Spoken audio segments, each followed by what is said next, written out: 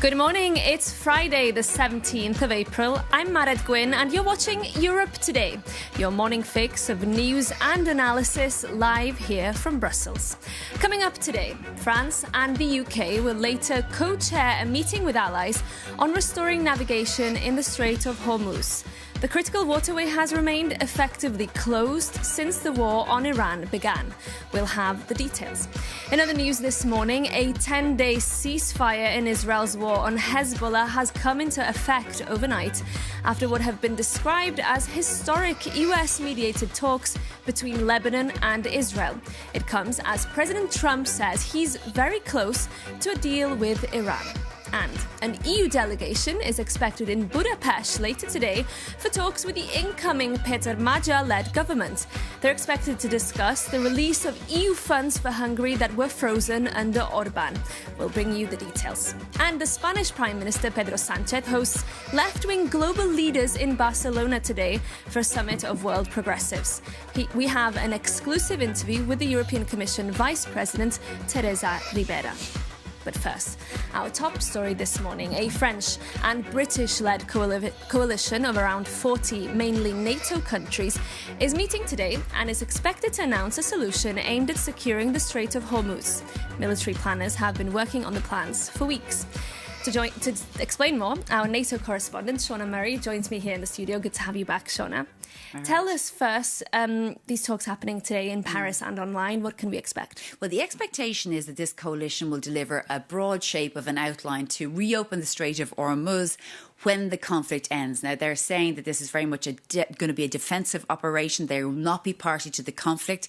But the idea is that they will send vessels, frigates, demining operations, personnel, radars, intelligence to the region to be ready to then kickstart the reopening of the strait when the hostilities come to a cease. Now, there's obviously huge risks in that because we don't know when this war is going to end. But the reason why this plan needs to happen today, or at least the outline needs to be in place, is because Donald Trump's been putting huge pressure on NATO allies, saying that they never came to his aid, and he's obviously threatened the alliance. And even this week, he went on US TV saying the Strait of Hormuz is already open, ships are coming back and forth, we're doing it, which is not really the case. But anyway, he says our country should not be paying trillions of dollars to NATO, once again threatening the future of the alliance. So this is a very important day. And Shauna, we also saw reports overnight that the US has told its European allies to expect delays in the delivery of weapons that were previously approved by the US. Tell us more. This is something that allies have feared since the very beginning of this war, and the fact that this war is now dragging out. NATO allies have purchased equipment such as interceptors and so on from the United States to be used in Ukraine through the prioritised Ukraine requirements list at NATO. Now they're hearing that that equipment won't get to Ukraine, so that's hugely problematic for Europe's defence, for the NATO defence, and of course for the Ukrainians. And it was something that actually has been expected, but we know that Ursula von der Leyen had a meeting with Mark Rutte, the Secretary General of NATO, this week, as well as NATO's Supreme Allied Commander for Europe, Alexis Grinkovich, and they relayed this to her and said that Europe needs to once again step up its defence industrial base even more than before. And I spoke to a NATO source last night who said to me, look, there's only so much equipment to go around. That's why the defence industrial base is so important. So this is a very tricky situation now for Europe, not just from an economic perspective, but now for the defence of the continent. Mairead? Indeed, Shauna, thank you so much for that very comprehensive update. We'll keep an eye on your reporting, of course, throughout the day. Now, the UN Development Programme says ongoing military escalation in the Middle East could push 30 million people into poverty worldwide. Our reporter, Lauren Walker, spoke to the agency's administrator, Alexander de Croo, who, of course, was formerly the Prime Minister of Belgium. She started by asking him about the global spillover effects of the conflict. The impact goes way beyond the region. For example, sub-Saharan Africa is severely impacted by what is going on in the region. Small island states, for example, in the Pacific, you start to have a few islands that just don't have enough fuel anymore. So the impact of the war and the blockade that is linked to it has a deep impact. And it shows that war is development in reverse. It takes decades to lift people out of poverty. It takes 6 weeks of war to push them back into poverty. Are you confident that a diplomatic solution can be found between the US and Iran? Am I confident? I have no crystal ball. Am I hopeful? Yes. And that, of course, is the first measure, is to stop the war, or at least come to some type of normalization of the shipping lanes in the Strait of Hormuz. But even if the war would stop today, you will need economic interventions to avoid that whole countries and whole populations are being pushed back in poverty in a structural way. Yeah, it's macroeconomic interventions that international financial institutions can do on, for example, providing targeted and time-limited cash outs to populations who are impacted, or providing free access to fuel, cooking gas, and so on. If you don't do these targeted, timely macroeconomic interventions, you will have many more ripple effects. And we have not talked about the ripple effects of poverty, of food insecurity. That could lead to additional conflicts, that could lead to more displacement and migration flows, that could lead to other types of extremism. And you're obviously part of the UN, an institution which has been heavily criticized recently. The US, by the US president, for example, there are fears that his board of peace could replace it. What does the UN bring to the table in this geopolitical context that we're facing now?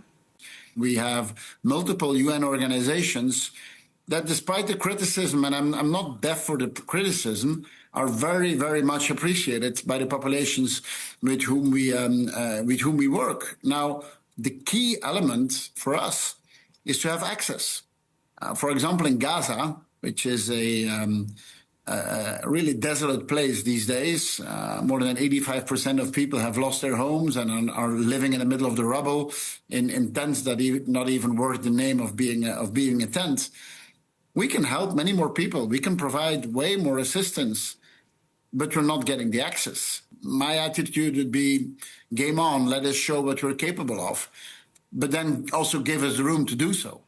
For the moment, there's no access for UN organizations, but no one else is doing it. I'm open to work together with the Board of Peace. I think the Board of Peace is based on a Security Council resolution. It has helped in bringing a ceasefire or the diminishment of fire in Gaza. These are good things. I mean, these are realizations of the U.S. administration. But now we need to move into the next phase, and moving into that next phase really is urgent in helping people to reconstruct their lives. Lauren Walker speaking to Alexander de Croo there.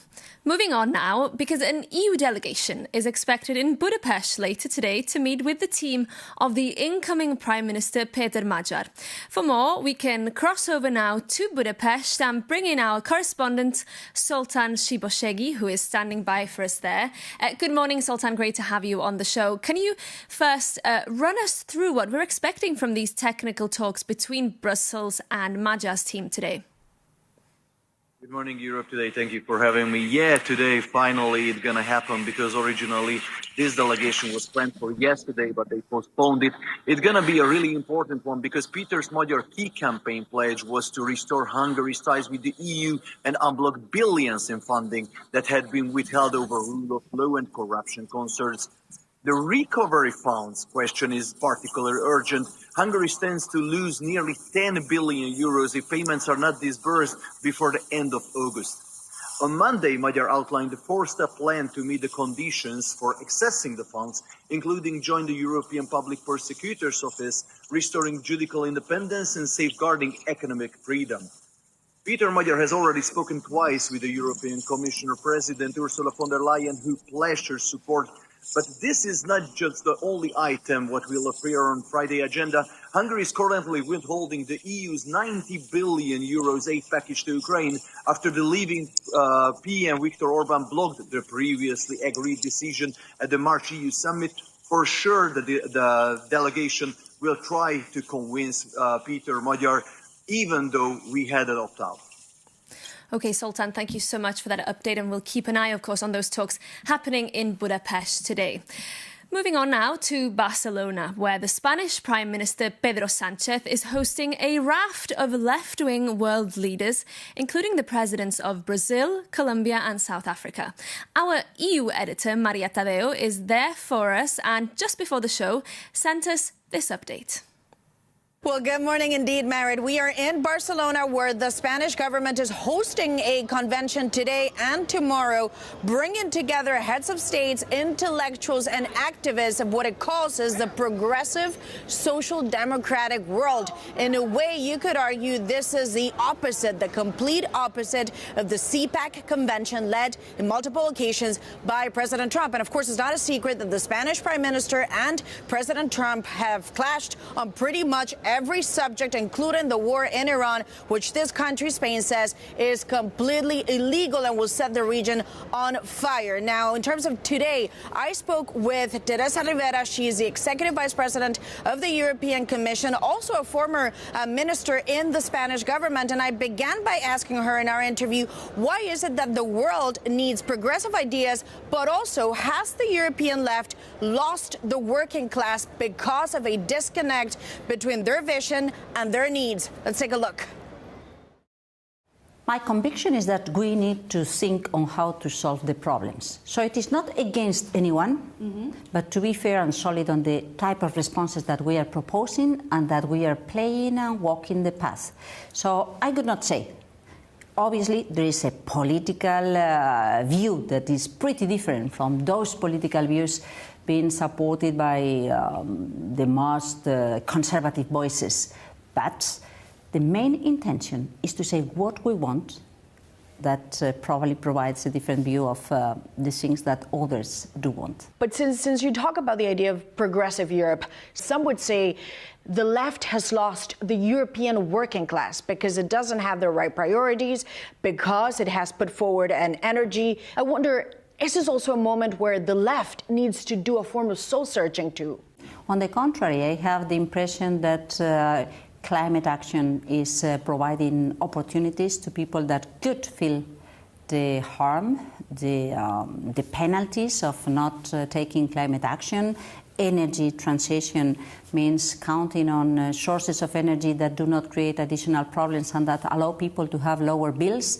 So it is part of the discussion that has been distorted in purpose to prevent action in those fields that could help people to do things and to count on the high quality of life.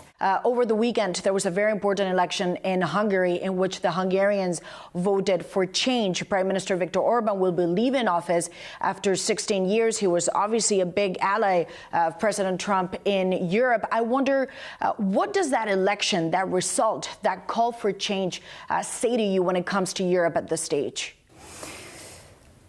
We've seen that Hungarians did decide that they wanted to be Europeans, that they wanted to fight for their rights, that they thought that this was important in terms of democracy, and they decided to vote massively. Massively. It was not a tight election. It was very clear, the result. So I think that it shows to what extent this narrative against Europe, against working together, against being united, against the defense of the civil rights and the integration is not something that can win in the middle long run. On the contrary, it probably exposes the limitations and the harm that people could feel in the absence of these joint forces, joint effort of the European nations to develop the European program. Just a final point on this. There's been reports now that the Commission, and obviously this now touches the core of your portfolio, this is a massive job that you have when it comes to the competition laws in the EU. And these reports suggest that there is now a plan to massively dilute some of the regulation to allow for mergers to create major European champions. Is that the case? Are you preparing for this? We are entering into the last phase to adopt an updated version of our merger guidelines. So we have already a very sound draft. After having heard everybody, we know that we need to update our reality to today's economy. But that doesn't mean forgetting the core bulk of our mission, which is protecting consumers from abuses of dominance. So this means that we may take into consideration innovation, long-term sustainability, resilience. This means that we need to be ready to understand the global context and the impact in the national and the domestic economy. But this doesn't mean forgetting about the importance of keeping the level playing field. So you're not, just as a final question on this because it's important, so you're not preparing major deregulation to allow companies to come together? That is not in the pipeline? No, of course not. And I say this because you have said in the past that too much simplification at times has made things confusing. So your fundamentals is still to say deregulation would be bad for the EU?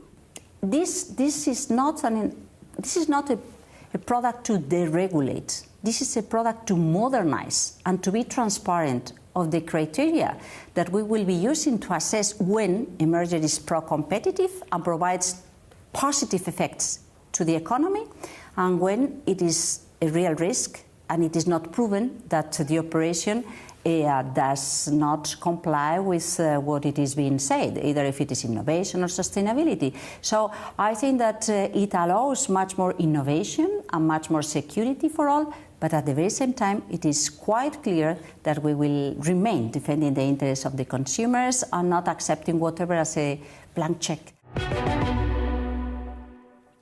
That was Maria Tadeo speaking to the European Commission Vice President Teresa Ribera. Now, there's another major election coming up in Europe this weekend. On Sunday, Bulgarians will head to the polls once again after a series of elections that have failed to break a persisting political deadlock. Our Jakub Yanis explains what's at stake. Bulgaria heads to the polls this Sunday for its 8th parliamentary election in 5 years. The country is the poorest in the European Union and the electorate is exhausted by a prolonged political crisis. And on paper, Bulgaria is a recent European success story, having finally adopted the euro on the 1st of January and joined Schengen. But there is a big euro hangover. On the ground, citizens feel impoverished and ignored by the political class. So who is stepping in to fill the void? This profound frustration has set the stage for a bitter showdown between two major figures. One side is Borko Borisov. He's the veteran center-right leader of the GERB party.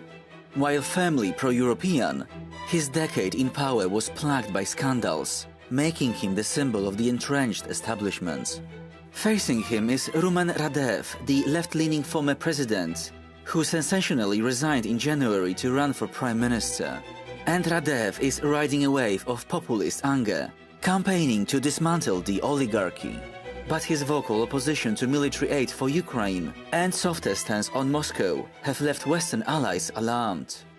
And although polls show Radev leading Borisov 31 to 21%, neither is close to a majority, leaving the winner to inevitably cobble together a complicated coalition. And the battle for control is fierce. Just weeks before the vote, authorities detained over 200 people for electoral coercion. And the tactics are shocking. Some local officials tricked individuals into believing their state-funded winter heating and hot lunches were personal gifts from politicians. So Sunday is about much more than electing a government. It will determine whether the country can finally address these deep structural problems and rebuild public trust in the political system.